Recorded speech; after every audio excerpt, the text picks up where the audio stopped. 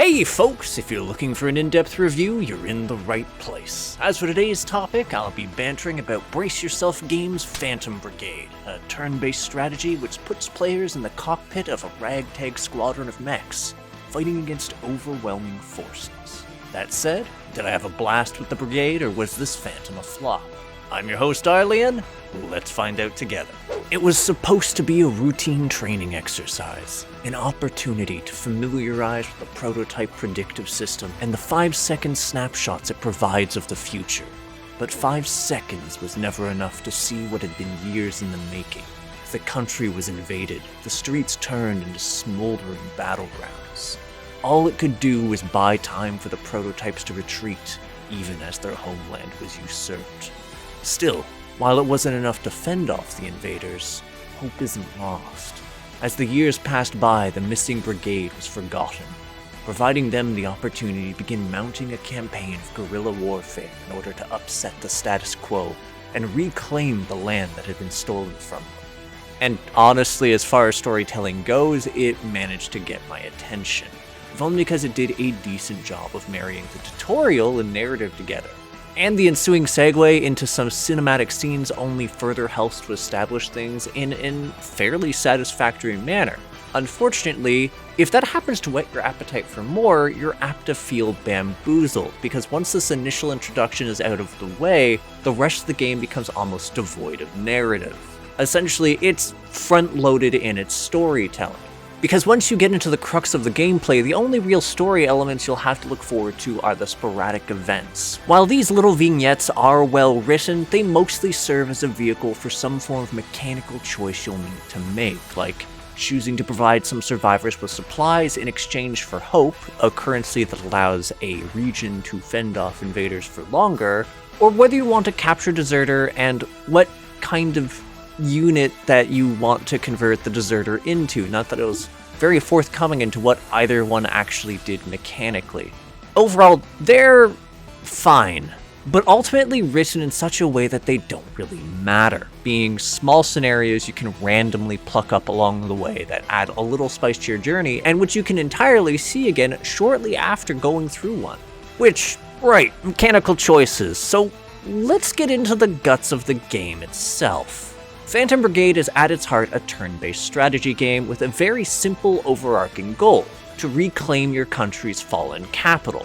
That said, there's a number of factors at play here. The first one is simply a matter of resources. See, while you could hypothetically try and rush towards the capital, you start out with the base minimum of equipment and a minimal amount of forces in a mobile base held together with duct tape and a slew of enemy territories between you and your goal.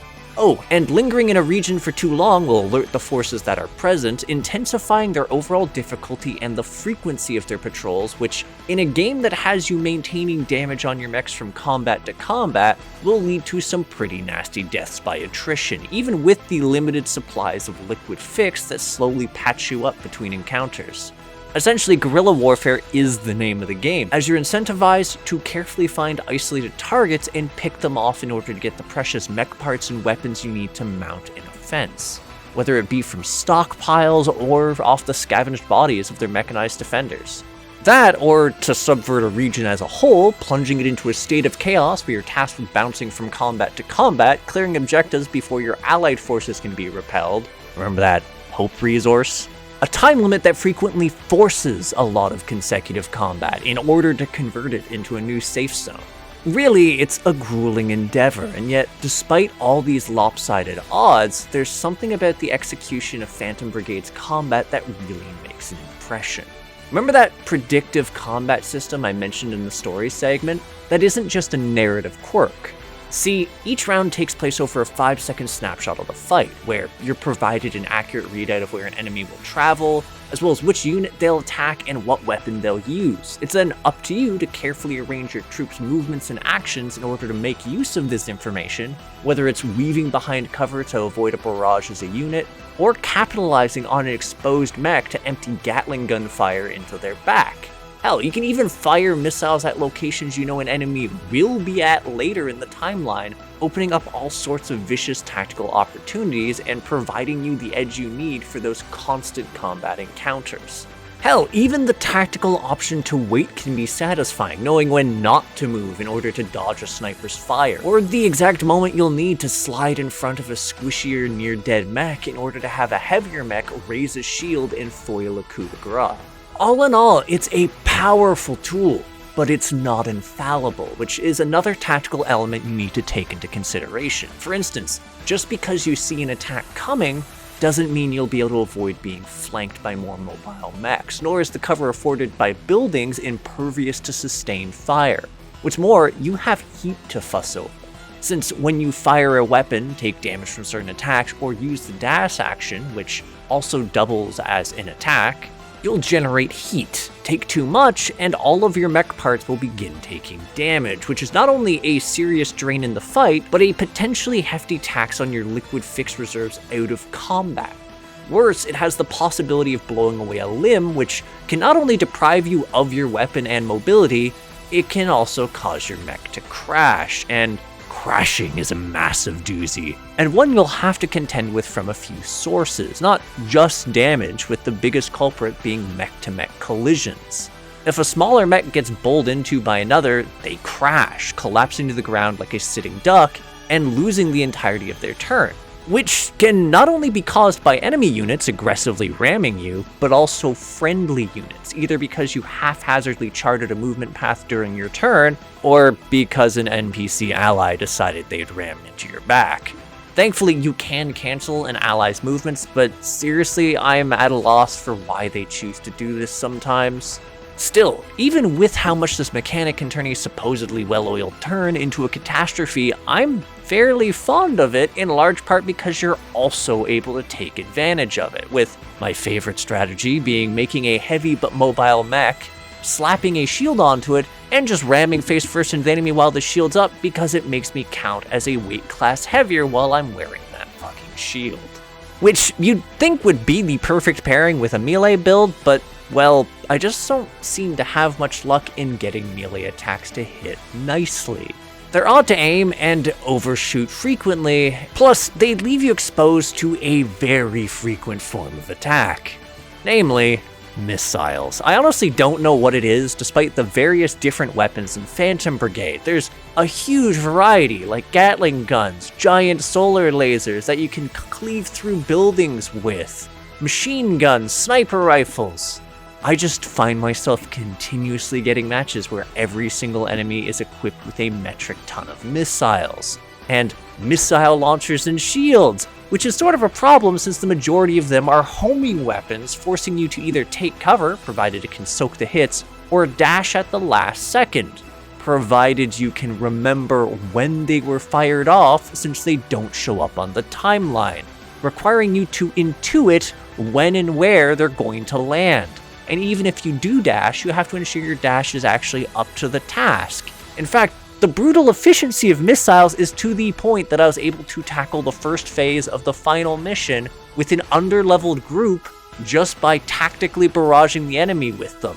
Though that was less because of the part damage it was doing, though it was doing work, and more because of the concussion damage, which, okay, so you have multiple ways you can take down a mech. You can shred them to pieces, blow off their weapons, and force them to eject, or you can deal concussion damage, which hits the pilot and can either knock them out or outright kill them. I honestly vastly prefer concussion damage over anything else, if only because an undamaged mech essentially is cheaper to loot than a damaged variant, allowing you to potentially strip down the entire battlefield for supplies if you're especially careful. Here's the thing though. For a game that is so very combat-centric, it's not going to be too long until you've seen the crux of what it has to show you on this front. In the course of 20 hours, I reclaimed 4 territories, a process that forced me into a major amount of engagements and quickly led to a really unpleasant epiphany. Once I'd claimed my first post-tutorial territory, I'd seen the bulk of the new content that I was going to encounter. Very rapidly, I burned through the various objective permutations. Sure, the maps changed, but that didn't help with the overall sense of been there, done that, especially given that certain objectives like the convoy ambushes didn't really seem to have as many map variants as their peers. Like, yes, it's neat I could tackle the final fight early on, even clearing the first portion of it and limping to the second half with a slightly reduced squad of partially battered bots. But at that point, though, the damage was done, because even though I felt like I could feasibly clear it with just a bit more tweaking to my overall gear, the actual process of accumulating a loadout I'd like came with the promise of a lot more busy work, because although I was slowly accumulating items, they were frequently lower quality, lower level, or a copy of something I had, and while I could turn all of them into salvage in order to make a schematic from my list, well, experimentation feels bad on that front too. For one thing, you don't actually get to preview an item before it's made, either for the sake of comparing it to existing mech parts or even to see what its basic or upgrade quality stats would be. It just asks you to sink the resources into creating it and then wait out the in-game time for them to finish crafting. What's more, you also don't get a training or simulation area in order to try out different weapon builds, essentially forcing you to commit to potentially calamitously bad loadouts in fights that are not only fiddly endeavors of 30 plus minutes of fine-tuning where you are, but which punish you by reducing your rewards if the items you blindly took in without being able to practice with them steer you down the wrong course and cause you to take unnecessary damage. And that's if you don't just lose a pilot, although I'll admit the loss of a pilot didn't tend to bother me, since they don't really have much in the way of an identity or even a skill set. They mostly exist as a component for piloting a mech in the same way as equipping a frame. Sure, you can customize their appearance or name them, so it can be a slight tragedy that Lord Trufflesworth the Octagonal has perished, but realistically they aren't that fleshed out. And actually recruiting a pilot if you lose one just sucks as a process, since you're forced to sit still and twiddle your thumbs for a bit while you wait for said component. And speaking of waiting, you're obliged to do so when refueling at a base, or for several events, including a number which don't actually provide you any rewards, and just offer you the choice of losing pilot health or something else, which are absolutely miserable to get in enemy territory, but are often still preferable to losing resources. Seriously, even with the fast forward option, just forcing me to sit there and do nothing for a bit was more annoying than anything. And that's with a lot of annoying elements to compete against. For instance, you also start out ludicrously slow, which is definitely a major contributor to all the early fights you're going to get into.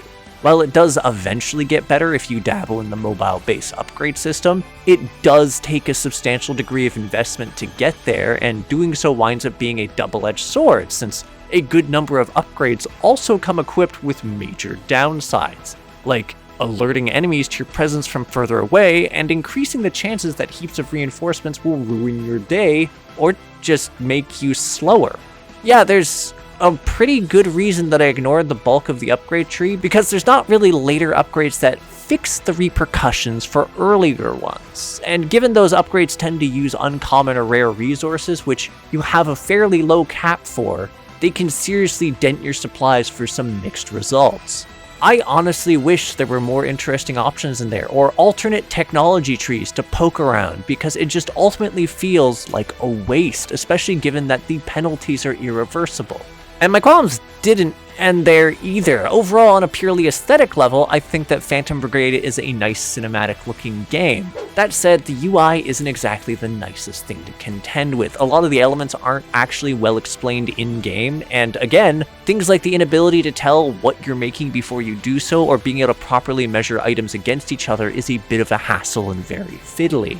Also, those missiles that I loathe, I honestly genuinely wish they could get some sort of prediction system as to where they'll land, both for yours and the enemies, at least just to know where in the timeline they exist.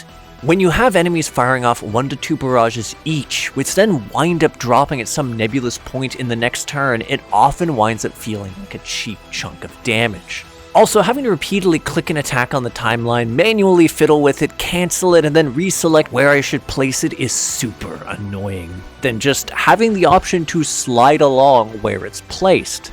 Lastly, I just wish we could see a playback of the entire battle. Actually watching the last 5 seconds go by in real time is sort of neat, but frequently not the most useful tactically, since we're not able to get a lot of data from it beyond, oops, my guy just died. So if it's purely an aesthetic thing, just please let us review and save fights. That's it, that's all. I did appreciate the music though, thankfully, since I was there for a while. And the voice acting was surprisingly quite good, which is why I was so vexed that the storytelling just sort of stopped until the very end of the game, and even then it was a lot of battlefield barks from the enemy. Anyways, that's my long-winded gripe about the game, and the TLDR is essentially this.